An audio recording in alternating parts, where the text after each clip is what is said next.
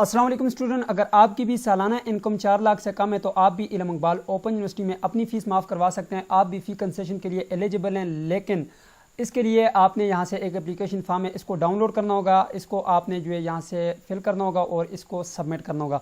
आज की वीडियो में हम इस एप्लीकेशन फॉर्म को फिल करना सीखेंगे, सबमिट करना सीखेंगे। उसके बाद आपकी फ़ी भी माफ़ हो जाएगी। यहाँ पर देख सकते हैं मैंने एक स्टूडेंट का जो है केस सबमिट करवाया था पिछले सेमेस्टर में, तो यहाँ पर आप देख सकते हैं ये शॉर्ट लिस्ट कर दिया गया था और इसकी फ़ी जो है वो माफ़ कर दी गई थी। कितनी माफ़ की है वो भी आज की वीडियो में आप लोगों को बताऊंगा। कुछ ऐसे स्टूडेंट भी हैं जो डिसेबल होते हैं, उनके लिए तो इल्म इकबाल ओपन यूनिवर्सिटी ने स्पेशल जो है कोटा रखा है, उनके लिए जो है फ्री ऑफ कास्ट एजुकेशन रखी गई है, वो भी मैं आप लोगों को बताऊंगा। प्रिजनर्स के बारे में बताऊंगा, ट्रांसजेंडर के बारे में बताऊंगा, ऑर्फन के बारे में बताऊंगा। लेकिन जो स्टूडेंट जिनकी जो है आमदन जो है या जिनके वालिद की आमदन जो है वो सालाना जो है 4 लाख से कम बनती है, तो वो भी जो है इसके लिए एलिजिबल हैं, वो भी जो है इसके लिए अप्लाई कर सकते हैं। अप्लाई कैसे करना है, कितने सेमेस्टर आप जो है इसमें कर सकते हैं। मज़े की बात यह कि एक बार नहीं बल्कि आप बार बार जो है फ़ी कंसेशन के लिए अप्लाई कर सकते हैं, लेकिन उसके लिए कुछ शराइत हैं जो कि आज की वीडियो में आप लोगों के साथ डिस्कस की जाएंगी। आपने वीडियो को कंप्लीट देखना है, स्किप नहीं करना, ताकि आपकी भी फ़ी जो है वो कंसेशन हो सके। लेकिन उससे पहले मैं आप लोगों को ये बताता चलूँ कि अगर आपकी सालाना इनकम जो है 4 लाख से ज़्यादा बनती है तो आप काइंडली इसके लिए अप्लाई ना करें, इसमें झूठ ना लिखें, क्योंकि ये गरीब स्टूडेंट्स का जो है हक है, उनको मिलना चाहिए। ठीक है, तो अब यहाँ पर देखें जी, इल्म इकबाल ओपन यूनिवर्सिटी 100% जो कोटा रखते हैं उसमें से 30% जो है वो मैट्रिक FA BA वालों को मिलता है और 70% जो है वो यहाँ पे जो है वो जो बजट है वो ADE ADC BEd और BS के जितने स्टूडेंट हैं उन तमाम मास्टर और M.Ed और MPhil के प्रोग्राम के स्टूडेंट्स को मिलता है। अब फॉर एग्जांपल अगर इल्म इकबाल ओपन यूनिवर्सिटी ने जो है 1000 रुपये रखा है तो उसमें से 700 रुपये जो है वो इन प्रोग्राम वालों को दिए जाएंगे और 300 रुपया जो है वो मैट्रिक FA BA वालों को दिया जाएगा। ठीक है, ये हर साल बजट रखा जाता है और स्टूडेंट को दिया जाता है। तरीकाकार इसका क्या है, सारा तरीका आप लोगों को आज की वीडियो में बताता हूँ। तो चले जी, वीडियो को बनाता इन्वेस्ट के वीडियो को शुरू कर लेते हैं। सबसे पहले जो है आपने चैनल को सब्सक्राइब कर लेना है, बेल आइकन को प्रेस करके को लाजमी से क्लिक कर लेना है, ताकि आपको इल्म इकबाल ओपन यूनिवर्सिटी की आने वाली तमाम तरह न्यूज़ अपडेट बरवक्त मिलती है, आपसे कोई भी अपडेट मिस ना हो।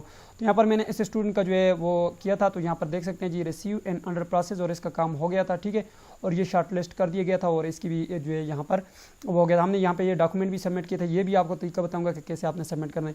आसान सा तरीका है, सिंपल से है, आपने परेशान बिल्कुल भी नहीं होना। सिंपली सबसे पहले आपने जो है यहाँ पर आकर इस एप्लीकेशन फॉर्म को डाउनलोड करना है। ये डाउनलोड कैसे करना है आपने एप्लीकेशन फॉर्म, उसके लिए आपने यहाँ पर आना है और यहाँ पर ये एक वेबसाइट को सर्च कर लेना है, AIOUSTUDY। गूगल के ऊपर आना है और यहाँ पर आपने लिखना है AIOUSTUDY, ये लिखना है। ठीक है, तो ये लिखने के बाद आपने एंटर का बटन प्रेस करना है। आप अपने मोबाइल से भी कर सकते हैं, आप अपने लैपटॉप से भी कर सकते हैं। ठीक है, जैसे आप यहाँ पे सर्च करेंगे उसके बाद आपके सामने ये वाली वेबसाइट ओपन होकर आ जाएगी जी। तो इस वेबसाइट को आपने ओपन कर लेना है। ये वाली वेबसाइट है AIOUstudy.p के लिंक आपको इसका डिस्क्रिप्शन बॉक्स में मिल जाएगा। आपने परेशान बिल्कुल भी नहीं होना।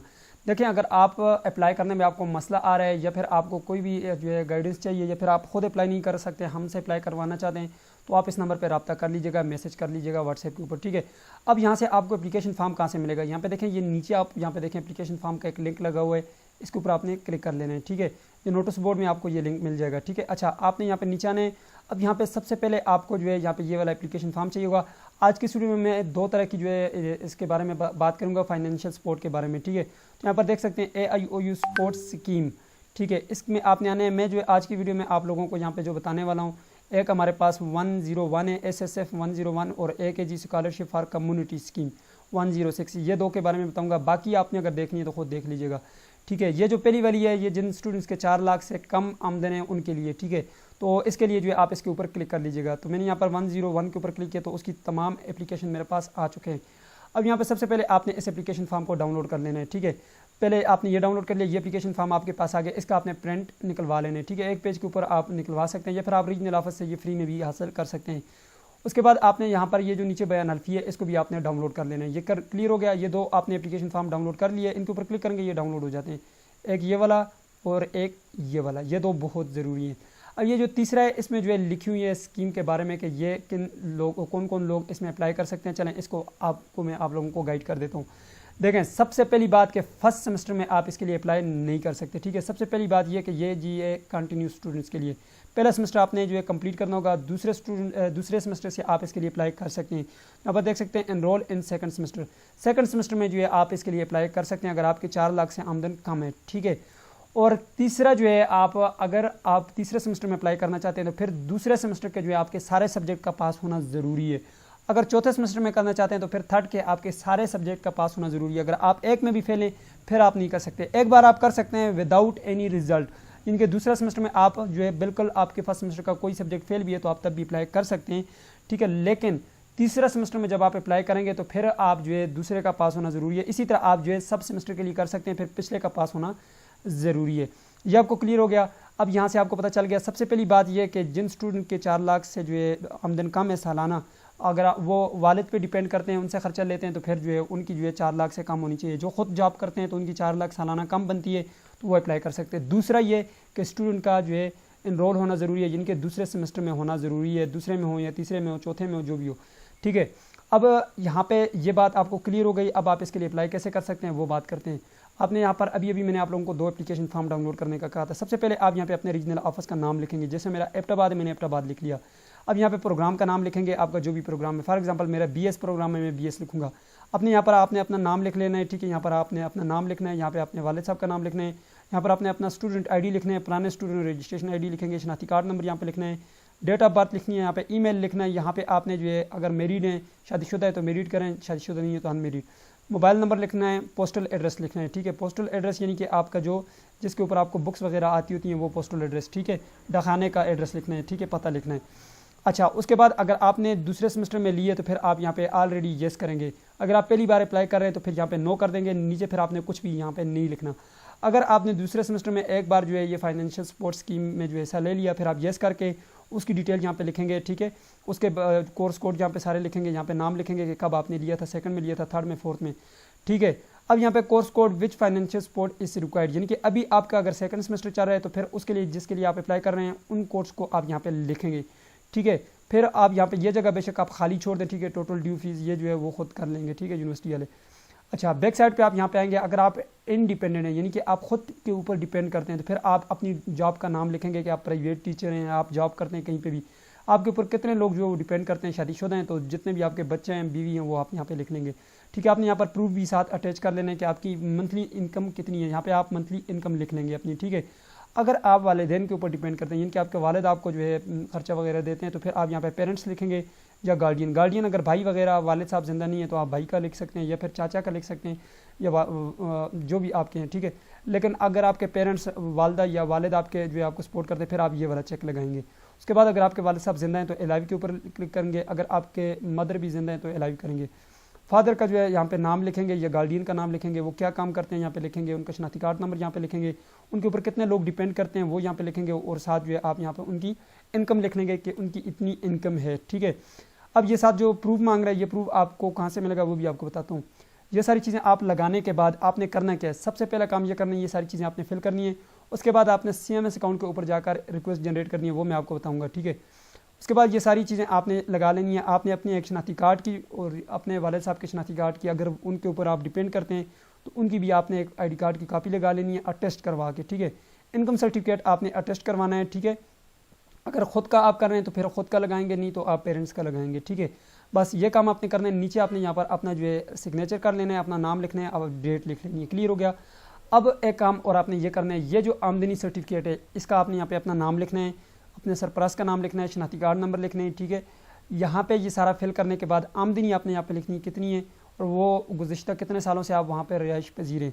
अब देखें आपका जो सेक्रेटरी यूनियन काउंसिल का है वो भी इसको अटेस्ट कर सकते हैं, चेयरमैन भी अटेस्ट कर सकते हैं, वाइस चेयरमैन भी कर सकते हैं, या फिर गजेटेड ऑफिसर कोई भी टीचर हो जो कि 16 उसमें हो, ग्रेड में हो, तो वो इसके लिए जो एलिजिबल है वो इसको अटेस्ट कर सकते हैं। उसके पास आपने जाना है, उसने अपना नाम लिखना है, मेयर लिखने यहाँ पे लगानी है और उसको जो है आपको वो अटेस्ट करके दे देगा, ठीक है। यहाँ पे ये सारा फिल कर लेना है, ठीक है। रोल नंबर वगैरह ये लिख लेना है। अब ये क्लियर हो गया। नीचे आपने अपना दस्तखत कर लेना है। इन दोनों का आपने प्रिंट निकालना है। प्रिंट निकालने के बाद आपने इसको फिल करना है, फिर आपने अटेस्ट करवाना है, ठीक है। अपने ID कार्ड की कॉपी भी अटेस्ट करवानी है।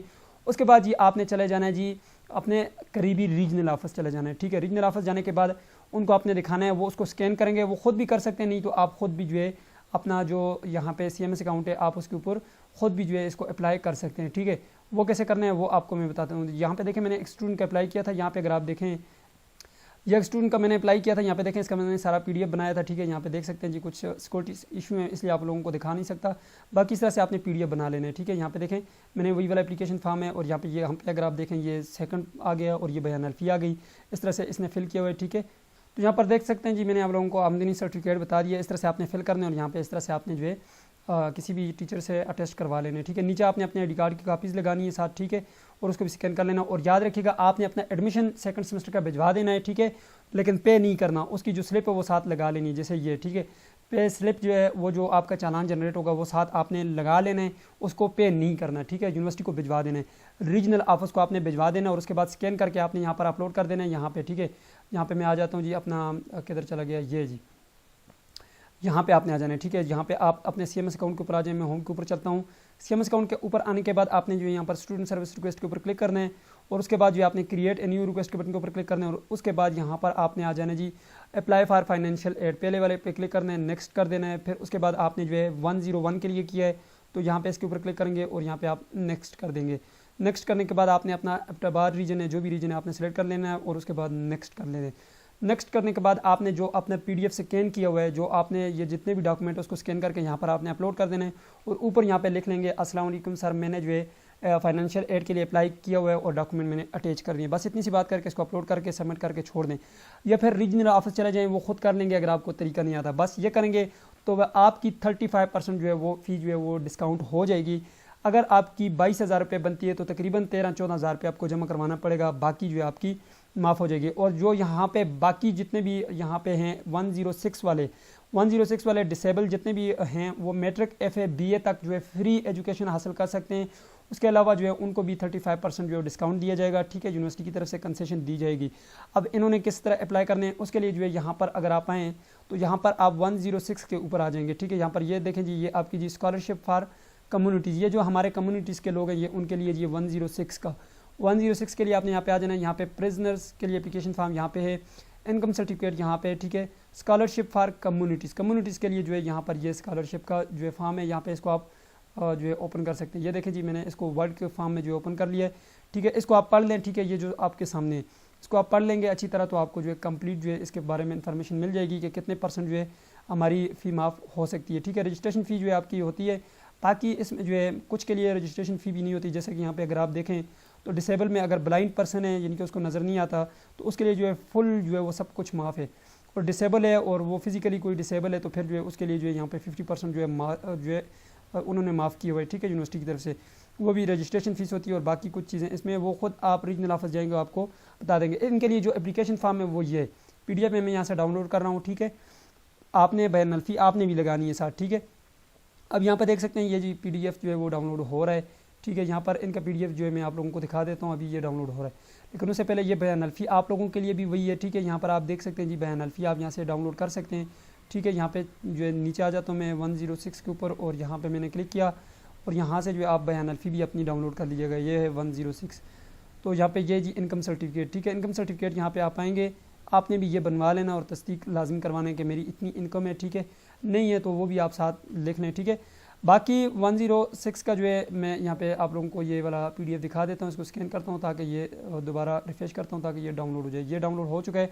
यहाँ पे देखें जी, आप ऑर्फन में आते हैं, ब्लाइंड में आते हैं, डिसेबल में आते हैं, ट्रांसजेंडर में आते हैं, प्रिजनर्स हैं, जो भी हैं आप यहाँ पे अपना वो लिख लें, नीचे आपने सारी इन्फॉर्मेशन दे देनी है।